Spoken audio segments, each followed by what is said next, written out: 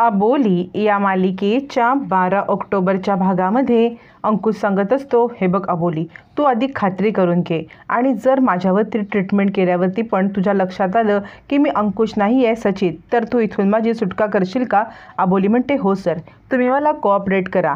तुम्ही सचित राजे आहात हे जर कन्फर्म झालं तर मी तुम्हाला इथून जाऊन देईन आणि ट्रीटमेंटनंतर तुम्हाला पण आठवणार आहे की तुम्ही अंकुश शिंदे आहात. अंकुश म्हणतो, ठीक आहे, जशी तुझी मर्जी, तोपर्यंत मी इथे थांबायला तयार आहे, पण मी ह्या अशा अवस्थेमध्ये नाही राहू शकत. म्हणजे तू असं मला बांधून ठेवलंयस, अशा अवस्थेमध्ये मी फार दिवस नाही राहू शकणार, त्यामुळे तू मला सोड. मी तुला विश्वास देतो की मी इथे थांबेन, मला या अवस्थेमध्ये खूप त्रास होतोय. अबोली म्हणते, क्रिश, आपण ह्यांना सोडूया. क्रिश म्हणतो, अबोली, तू खूप मोठी चूक करतेस आणि तू ह्यांना सोडलंस आणि हे इकडून पळून गेले तर? याच्यावरती अंकुश म्हणतो, अबोली, तुझा माझ्यावरती विश्वास नाही आहे का? अबोली म्हणते, क्रिश, तू काळजी करू नकोस, माझा सरांवरती पूर्णपणे विश्वास आहे.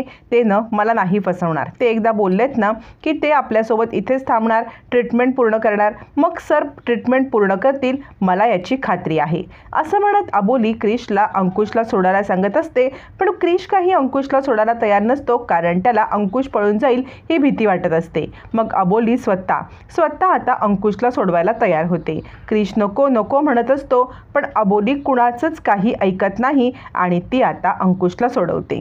अंकुशचे एक एक करत ती दोरी सोडवते आणि दुसऱ्या क्षणाला जेव्हा अंकुशच्या दोऱ्या सैल होतात, अंकुश अबोलीला जोरदार धक्का देतो आणि तिकडून पळून जातो. आणि क्रिश म्हणतो, अबोली, मी तुला बोललो होतो ना. मग क्रिश आता अंकुशला पकडण्यासाठी त्याच्या पुढे पुढे येतो, तर तोपर्यंत तो त्याच्या माणसांना आवाज देतो. माणसांना आवाज दिले असतात, ते येतात.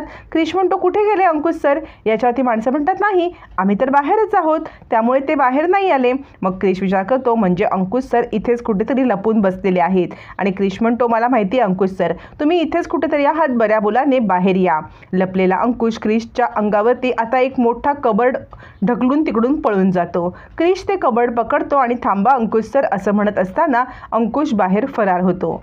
अंकुश तिकडून पळत जातो. मग आता क्रिश आणि अबोली अंकुशला पकडण्यासाठी त्याच्या मागोमाग जात असतात. अबोली आपल्या व्हीलचेअरवरती, तर क्रिश आता चालत चालत अंकुशचा पिछा करत असतो. अंकुश मात्र तिकडून लपून पळून जाण्याचा प्रयत्न करत असतो. अखेर आता पळून जात असताना एका ठिकाणी जिथे अंकुश लपलेला असतो, बरोबर अबोली तिकडे येते आणि अंकुशला पाहते आणि अंकुश सर, काय करताय तुम्ही हे? मी तुमच्यावरती विश्वास ठेवला, पण तुम्ही मला फसवून चाललात. अंकुश म्हणतो, विश्वास? मी पण तुझ्यावरती विश्वास ठेवला अबोली, पण मला नव्हतं वाटलं की तू मला अशा पद्धतीने किडनॅप करशील. अबोली म्हणते, सर, माझ्याकडे कोणताही पर्याय नव्हता आणि एक क्षण असा होता ना सर की मला कुणीही काहीही जरासा आवाज वाढवून बोललं की मी एकदम डगमगायचे, पण आत्ता मी अशी झालेली आहे की मला कुणी घाबरवू शकत नाही. तुमच्या सहवासाचा हा जादू आहे, त्यामुळे आता तुम्ही किती काही बोललात तरी मी तुम्हाला इथून कुठेही जाऊन देणार नाही, कारण माझ्या नवऱ्याचा जीव माझ्यासाठी जास्त महत्त्वाचा आहे. तुम्हाला आठवत नसलं तरी सुद्धा तुम्ही माझे अंकुश सर आहात याच्यावरती मी ठाम आहे. असं म्हणत अबोली अंकुशला थांबवण्याचा प्रयत्न करत असते.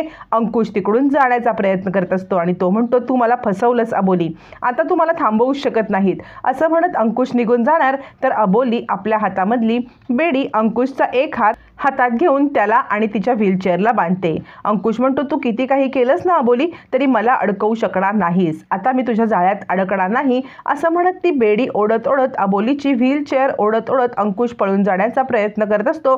अबोली म्हणते, सर, मला त्रास होतोय. मग अंकुश म्हणतो, चावी दे आणि सोड ती बेडी. अबोली म्हणते, नाही, मी तुम्हाला कुठेही जाऊ देणार नाही. अंकुश ते आता बेडी ओढत असतो. अबोलीची व्हीलचेअर हलत असते. अंकुशला आता गरगरायला लागतं. तो म्हणतो, अबोली, मला त्रास होतोय, तू मला चावी दे. अबोली म्हणते, सर, आता मी तुमच्या कोणत्याही गोष्टीवरती विश्वास ठेवणार नाही आणि तुम्हाला चावी सुद्धा देणार नाही. असं म्हणत अबोली अंकुशला चावी देण्यासाठी नकार देत असते. आता ही सगळी झटापट चालू असते. मग अबोलीने तिथलाच एक पोल गच्च पकडून ठेवलेला असतो आणि त्याच वेळेला नेमका शरद दुबईवरून परत येतो. दुबईवरून परत आलेला शरद हे समोरचं दृश्य पाहतो आणि विचार करतो, काय चाललंय ह्या दोघांचं? म्हणजे हे दोघं जण इथे असे का आहेत? अबोली अंकुशला भांडत का आहे?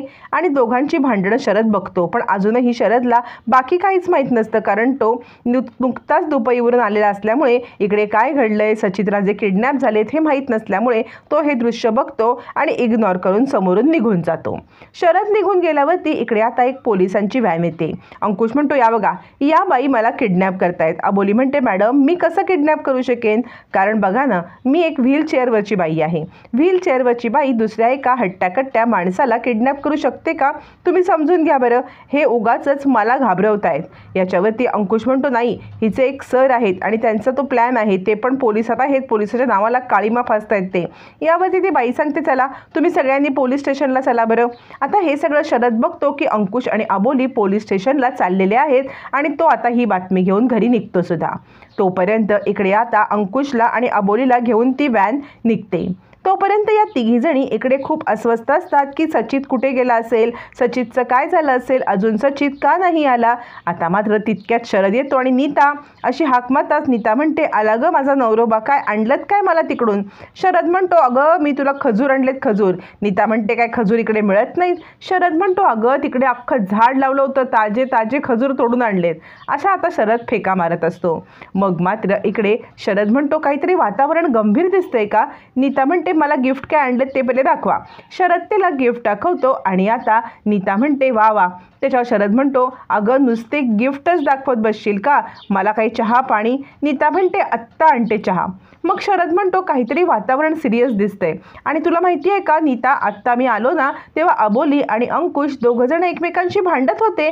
काय झालं होतं त्या दोघांच्यामध्ये खरंच काही माहीत नाही. आता अबोली आणि अंकुशला एकत्र पाहिलं म्हटल्यावरती सगळ्यांनाच धक्का बसतो आणि नीता म्हणते, तुम्ही खरं बोलताय का? अहो सचित राजे तर कालपासून गायब आहेत आणि मग तुम्ही कसं काय पाहिलं? याच्यावरती शरद म्हणतो, ते काय मला माहीत नाही, मी अंकुश अबोलीला एकत्र पाहिलं आणि त्यांना पोलीस घेऊन गेले, एवढं मी पाहिलेलं आहे आणि ते दोघंजण भांडत होते. आता मात्र इकडे पोलीस एका ठिकाणी अंकुशला घेऊन येतात. अंकुश म्हणतो, इकडे का तुम्ही मला आणलेलं आहेत? म्हणजे ही आणि हिच्या मित्राने मला इथेच किडनॅप करून ठेवलं होतं. तुम्ही आत्ताच्या आत्ता पोलीस स्टेशनला जा आणि त्या भ्रष्ट अधिकाऱ्याची कंप्लेंट करा. असं म्हणत अंकुश ट्रॅपमध्ये अडकलेला असतो, कारण ते पोलीस, ते कॉन्स्टेबल हे सगळे अबोलीचीच माणसं असतात. तितक्यात तिथे क्रिश येतो.